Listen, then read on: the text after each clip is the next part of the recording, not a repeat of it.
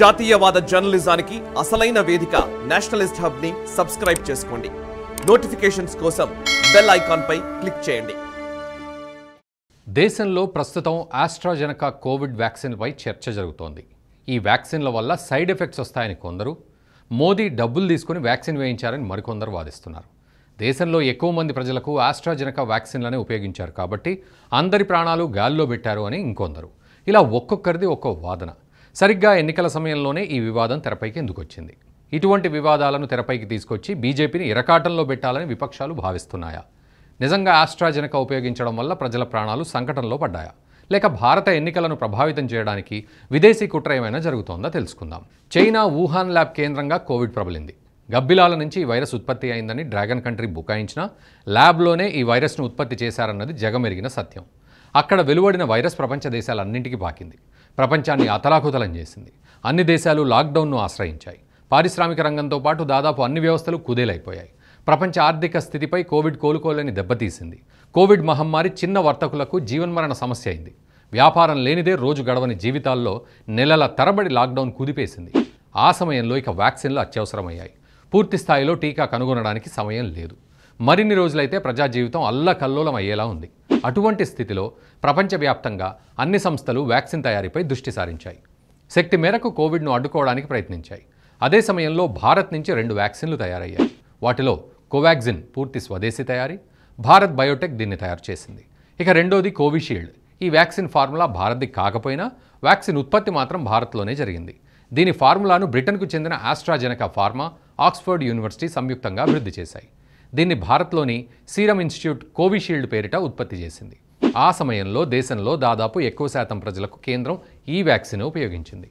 ఎప్పుడైనా మహమ్మారి విజృంభించినప్పుడు తయారు చేసే వ్యాక్సిన్లు పూర్తి స్థాయిలో అభివృద్ధి చేసినవి ఉండవు. మహమ్మారి ప్రబలినప్పుడు వ్యాక్సిన్ను కనుక్కోవడానికి సమయం చాలా తక్కువగా ఉంటుంది. అంత తక్కువ సమయంలో ఏమాత్రమూ సైడ్ ఎఫెక్ట్స్ లేకుండా వ్యాక్సిన్లు తయారు చేయడం అతి కష్టమైన పని. ప్రాథమికంగా మాత్రం పెద్ద ఎత్తున సైడ్ ఎఫెక్ట్స్ రాకుండా మాత్రం ఆయా సంస్థలు జాగ్రత్తలు తీసుకుంటాయి. వీటికి వరల్డ్ హెల్త్ ఆర్గనైజేషన్ అనుమతి తీసుకున్న తర్వాతే ప్రజలకు ఉపయోగించడం మొదలు పెడతాయి. WHO కూడా మహమ్మారి తీవ్రస్థాయిలో విజృంభిస్తున్నప్పుడు కొన్నిసార్లు ఎమర్జెన్సీ అప్రూవల్స్ ఇస్తూ ఉంటుంది. అంటే మేజర్ సైడ్ ఎఫెక్ట్స్ రాకుండా ఉంటే వాటిని ఉపయోగించేలా ముందస్తు అనుమతి ఇస్తుంది. ఈ అనుమతి లభించిందంటే ప్రజలకు ఉపయోగించవచ్చు. ఆ అనుమతి వచ్చిన తర్వాతే దేశ ప్రభుత్వం కూడా ప్రజలకు ఉపయోగించింది. అయితే ఉపయోగించే సమయంలోనే ఆస్ట్రాజెనకా తమ వ్యాక్సిన్ వల్ల కొన్ని సైడ్ ఎఫెక్ట్స్ ఉంటాయి అని ప్రకటించింది. తమ వ్యాక్సిన్ వల్ల కొన్ని సైడ్ ఎఫెక్ట్స్ వచ్చిన మాట వాస్తవమే అని బ్రిటన్ కోర్టులో ఆస్ట్రాజెనకా సంస్థ అంగీకరించింది. ఈ ఒక్క కారణం చాలన్నట్లుగా దీనిపై భారత్లో విపక్షాలు ప్రభుత్వంపై దుమ్మెత్తిపోస్తున్నాయి. ఈ విషయంపై విపక్ష ఇండి కూటమిలోని సమాజ్వాదీ పార్టీ చీఫ్ అఖిలేష్ యాదవ్ స్పందించారు. వ్యాక్సిన్ తయారీదారుల నుంచి రాజకీయ విరాళాలు సేకరించడం కోసం బీజేపీ ప్రజల ప్రాణాలు పణంగా పెట్టింది అని ఆరోపించారు. ప్రాణాంతక మందులను అనుమతించడం అంటే ఎవరినైనా హత్య చేయడానికి కుట్ర పన్నడమేనని తెలిపారు. ఈ వ్యవహారంపై ఉన్నత స్థాయి న్యాయ విచారణ జరపాలని డిమాండ్ చేశారు.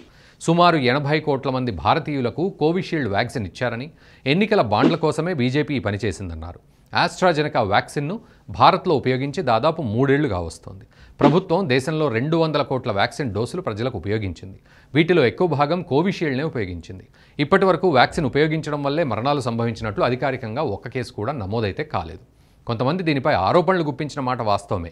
ఒక వ్యక్తి తన కూతురు కోవిషీల్డ్ తీసుకున్నందుకే మరణించింది అని, దీనిపై న్యాయపరమైన పోరాటం చేస్తానని సీరం ఇన్స్టిట్యూట్పై కేసు కూడా నమోదు చేశారు. ఇది న్యాయ పరిధిలో ఉన్న అంశం కాబట్టి అందులో నిజానిజాలు కోర్టులు నిగ్గులు తేలుస్తాయి. ఇక్కడ ప్రధాన ప్రశ్న అంతా మెడికల్లో 100% ఖచ్చితత్వం సాధ్యమవుతుందా? మెడికల్ పరిభాషలో ఎంతటి అనుభవం ఉన్న వైద్యుడినైనా ప్రాక్టీషనర్ అనే పిలుస్తారు. దీనికి కారణం పూర్తి వైద్యం వచ్చిన వారు ఉండరని కాదు, వైద్యం అంటే ప్రతిరోజు కొత్త సవాలు అని. గతంలో ఒక వ్యక్తికి నయమైన వ్యాధి తర్వాత ఇంకో వ్యక్తికి వికటించవచ్చు. ఇప్పటికీ పూర్తి స్థాయిలో టీకాలున్న వ్యాధుల బారిన పడి మరణించిన సందర్భాలు చాలా ఉన్నాయి. మలేరియాకు పూర్తి స్థాయిలో వైద్యం ఉంది. అయినా కూడా ప్రతి ఏటా ఈ వ్యాధి బారిన పడి కొంతమంది మరణిస్తూనే ఉన్నారు. అటువంటి సందర్భంలో టీకా వేసినా వికటించింది అని ఆ టీకానే నిషేధిస్తారా, లేక ఆ టీకా తయారు చేసిన కంపెనీపై కేసు వేసి నిషేధిస్తారా? అటువంటివి జరగవు. ప్రస్తుతం ఆస్ట్రాజెనకా నుంచి ఉపయోగించిన కోట్లాది మందిలో మరణించింది ఒక్కరే కాబట్టి దాన్ని వ్యాక్సిన్ ఫెయిల్యూర్గా పరిగణించడం తప్పు. అయితే విపక్షాలు ఇదే సమయంలో ఈ అంశాన్ని లేవనెత్తడానికి ఎన్నికలే ప్రధాన కారణం. ప్రస్తుతం వ్యాక్సిన్పై విమర్శలు చేసే నేతలంతా ఒకప్పుడు ఈ వ్యాక్సిన్ను ఒట్టి నీళ్లు అని వాదించిన వారే. అంతేకాదు విదేశీ వ్యాక్సిన్ ఫైజర్ను భారత్లోకి అనుమతించాలని అప్పట్లో లెఫ్ట్ ఎకోసిస్టమ్ మొత్తం విపరీతంగా ప్రచారం చేసింది. కోవిషీల్డ్తో పోలిస్తే ఫైజర్ వ్యాక్సిన్ వల్ల మరింత ఎక్కువ సైడ్ ఎఫెక్ట్స్ వస్తున్నాయని మాత్రం తేలింది. ఈ సైడ్ ఎఫెక్ట్స్ గురించి ఫైజర్ సంస్థ కూడా ఒప్పుకుంది.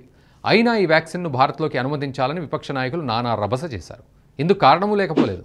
ఫైజర్ భారత్లో రావడానికి విపరీతంగా డబ్బు ఖర్చు చేసినట్లు తేలింది. ప్రధాని మోదీ విదేశీ వ్యాక్సిన్లను భారత్లోకి అనుమతించడానికి కఠిన నిబంధనలు అమలు చేయగా వాటిని తొలగించేందుకు రాజకీయంగా ఒత్తిడి తీసుకురావడానికి ఫైజర్ కంపెనీ ప్రయత్నించింది.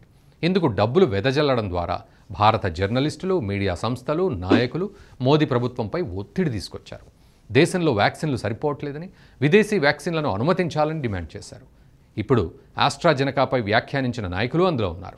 ఆస్ట్రాజెనకా గురించి ప్రస్తుతం విమర్శలు ఎక్కుపెడుతున్న రాజకీయ నాయకులకు ప్రజల ప్రాణాలు ప్రధాన ఎజెండా అయితే కాదు, మోదీని గద్దెదించడమే వీరి ప్రధాన ఎజెండా.